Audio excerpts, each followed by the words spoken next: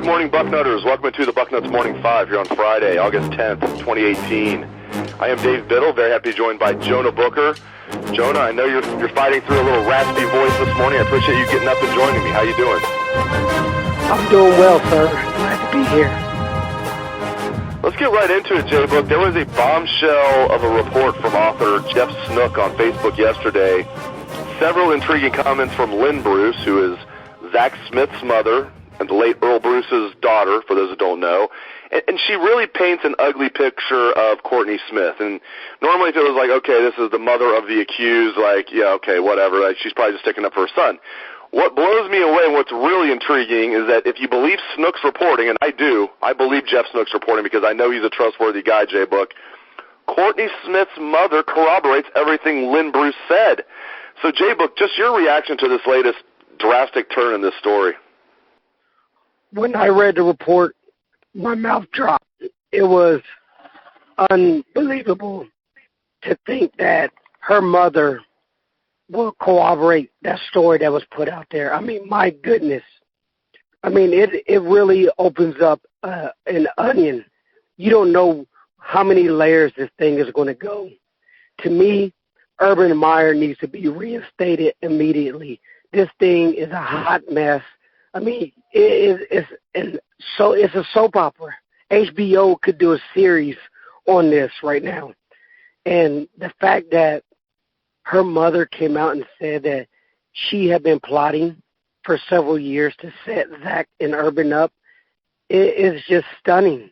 I mean, at this point, the Powell police they're coming out and saying they're not going to allow Ohio State access to the information.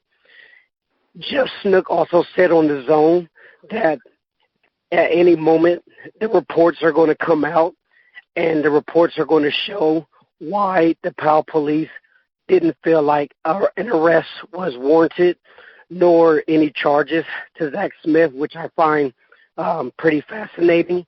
And Snook mentioned that the reason he did this story was because the Brett McMurphy story was totally one-sided and the media jumped all over it, and they didn't question him about only getting one side of the story. There was no responses from the police to his story. There was no follow-ups with people close to Zach Smith.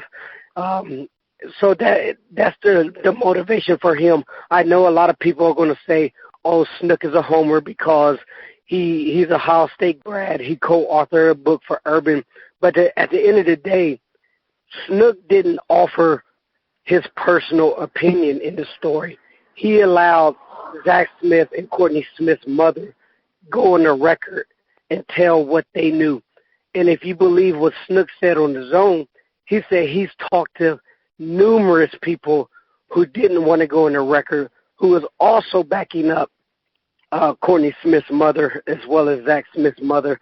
And he's also said several posts that he believes that Urban Meyer will be back on the sidelines and a suspension should not be warranted for what, considering all of the information that's still under wraps that people don't know about. So if you're an Ohio State fan and you want to take Jeff Snook's word, who's been close to the program, has written books with Urban and, you know, had written books on Ohio State, that's a pretty good sign.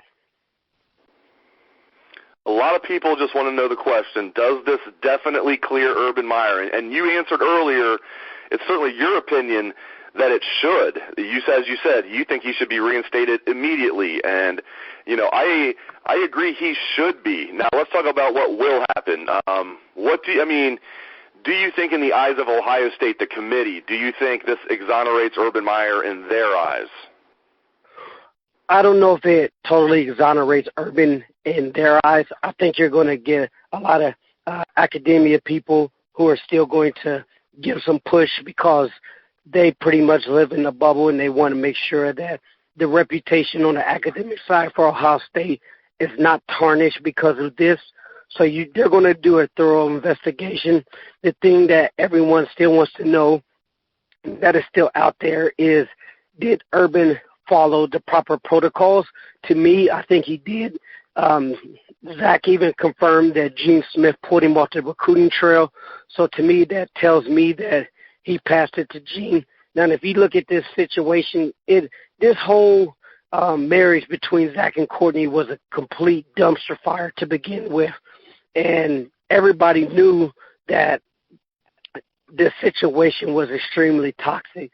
Now, you can make an argument that Urban should have done something out of conscience. That's what people are arguing now, that more information is coming out that he passed it to Gene.